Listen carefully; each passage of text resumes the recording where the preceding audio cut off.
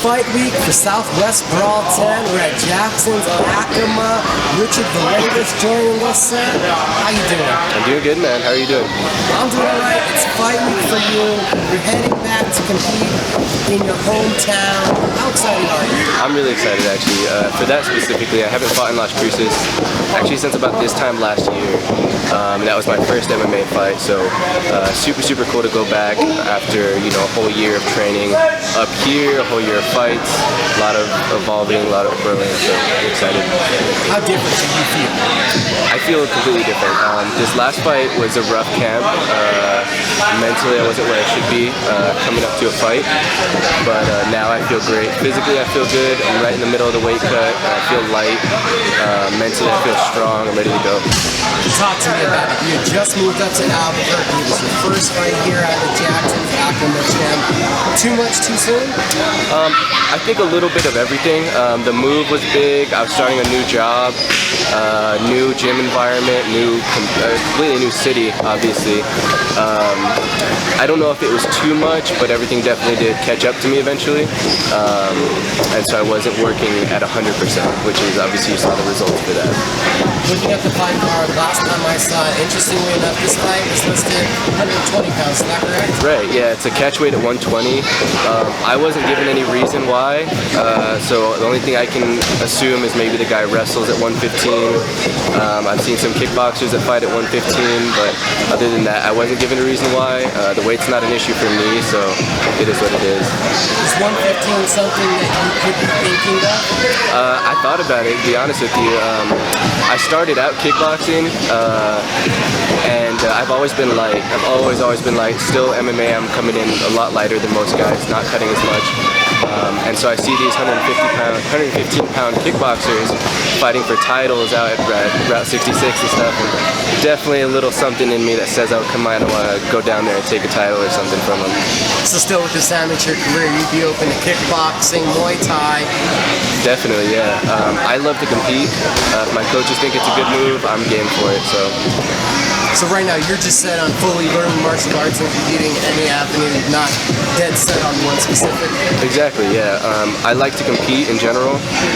Obviously, I need to work on grappling, so grappling tournaments, wrestling, all that stuff is priority.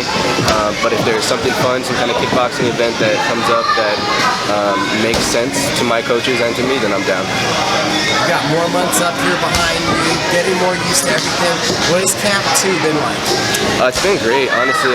I've started to vibe with a lot of the guys here, started with building relationships with everybody here. It feels like a home, and kind of just figuring things out. It's a completely different ballgame, but this camp has been great. I feel like I've grown a lot, I feel like I've learned a lot, and I feel like I'm a better fighter, and that's really all you can ask for from a good camp. Your opponent, Hudson, he's coming from Dynasty, Albuquerque. What do you know about him? I really don't know anything about him, to be perfectly honest with you. That basically what you said is all I know. I know where he's from. I know he's from Albuquerque. I think he had one fight that he lost. Other than that, I really don't know too much about him. I don't know his style, or if he's a wrestler, kickboxer, whatever. Really not too sure. How do you feel proud of your performance up there tonight? What do you do?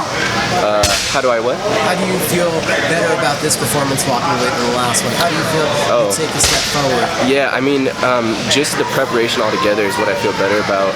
Where I was mentally for this last fight wasn't the best place. I feel confident, I feel strong, and I don't just feel confident in myself, I feel confident in my abilities. So if the fight gets taken down, I feel comfortable. If it's standing, I'm comfortable.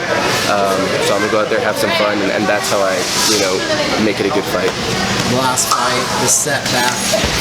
What does that do to motivate you? It does a lot, man. Like I was saying, the biggest thing wasn't the fight preparation.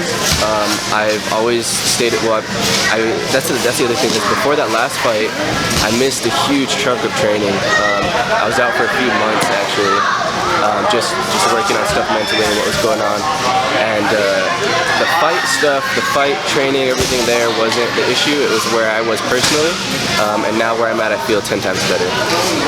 And now you said you used to kickbox around 115 pounds. When was the last time you had to get there? I've never had to drop 215. I've always fought up. So usually I would come in like 128, 130, and I was fighting 135ers, 145ers.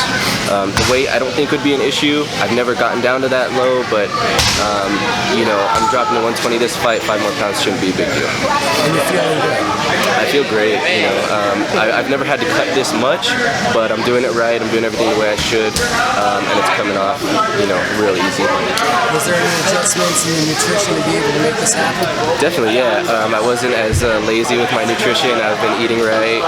Sodas is a huge thing for me, so I cut that out completely. And then just working, trying to get the little bit of fat that I have on me off. But it hasn't really been too much of a challenge so far.